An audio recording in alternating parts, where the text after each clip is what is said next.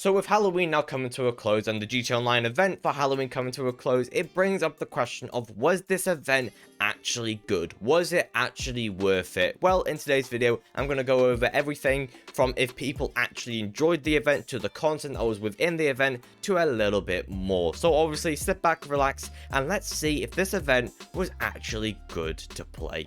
So to start off, did the player base actually enjoy this event? And I'm going to put a lot of money on saying yes. If you went on Twitter, especially on Halloween day, you saw people having an absolute field day with this event, taking pictures with obviously the 14 UFOs around the city, the random event that spawned in, and also just the weather, because we've never had something like this in the past. Obviously when it got really foggy, it went orange and all that other stuff. We've never had weather like this in the past, so people were absolutely loving the weather, the random event, and all 14 UFOs that spawned around the city. And not even just on Halloween day, even when the first UFO spawned in at the top of the map, people were absolutely loving this event already, because they were like, oh shit, Rockstar are actually doing something that they've never done before. Because let's face it, Rockstar have already got a lot going on. They've got obviously the last gen servers shutting down in December, they've obviously got the trilogy that's coming out very soon, and they've also got expanded and enhanced coming out in March of next year. So the fact that they actually gave us any sort of brand new event, something that they've never done before,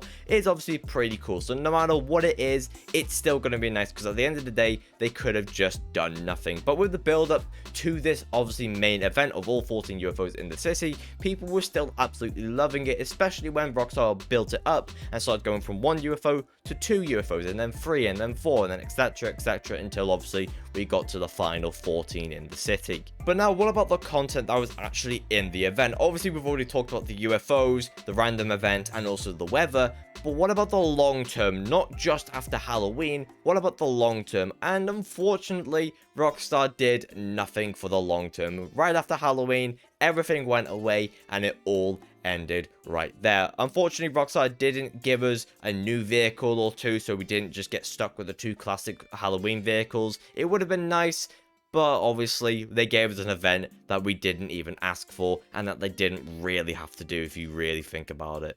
So when you talk about the content within it, for short term, yes, the content was absolutely brilliant. For the long term, right after Halloween, there's nothing to look forward to afterwards, because the weather's obviously gone, the random event's gone, the UFOs are gone, and obviously there's no new vehicle. Obviously you do have that new survival, but it's an alright survival, I guess. It's kind of fun, but obviously like the other survivals, it gets repetitive after like wave 5.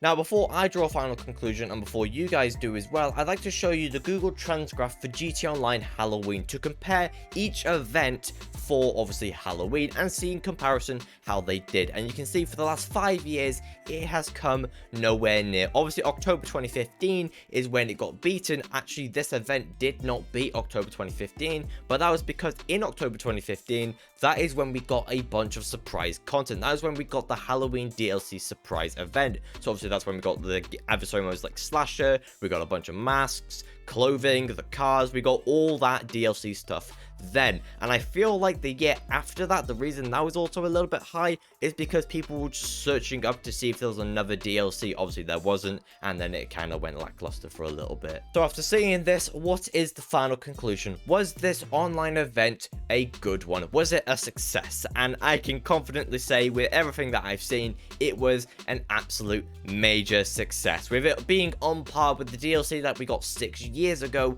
and also just being an event and bringing all them people in was an absolute success for GTA Online. But let me know what you guys think about this down in the comment section down below. But with all that said and done, hopefully you all have a fan-fucking-tastic rest of your day. Go check out videos because there are plenty more to go watch, and I'll see you guys in the next one.